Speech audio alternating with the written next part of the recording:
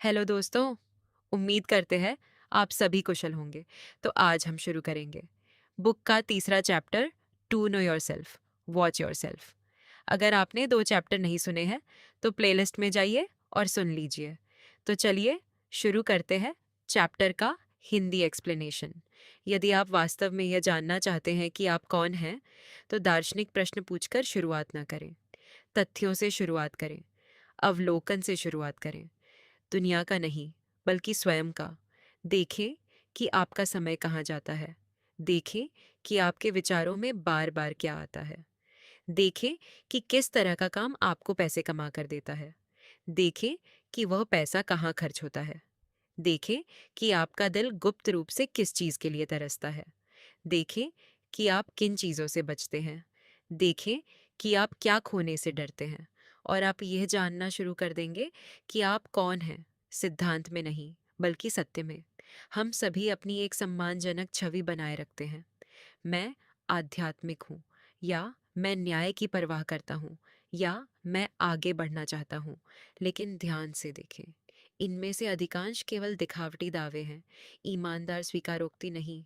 अहंकार विकसित दिखना चाहता है, लेकिन पहचान इस बात से उजागर नहीं होती कि आप क्या पाने का दावा करते हैं। पहचान इस बात से उजागर होती है कि आप वास्तव में किसका पीछा करते हैं। आप वे नहीं हैं जो आप अपने मूल्यों के बारे में घोषित करते हैं। आप वह हैं जो आप जीते हैं। आपके जीवन के पैटर्न, आपके कदम कहाँ चलते हैं, आपकी आंखें कहाँ ठहरती हैं, कौन सी बात आपको रात में बेचैन रखती है, ये ही सच्चे संकेतक हैं। यही आपके शिक्षक हैं। खुद को जानने के लिए यह न देखें कि आप क्या मनाते सेलिब्रेट करते हैं। यह देखें कि आप क्या सहन करते हैं। यह न देखें कि आप क्या पोस्ट करते हैं। यह देखें कि आप किसका बचाव करते हैं। अपनी इच्छाओं को न देखें, अपनी मजबूरियों को देखें। एक ईमानदार आत्मावलोकन करने वाला यह देखना शुरू करता है, मैं वह नहीं हूँ जो मैंने सोचा था। मैं गहराई से कंडीशन, संस्कारित प्रभावित हूँ।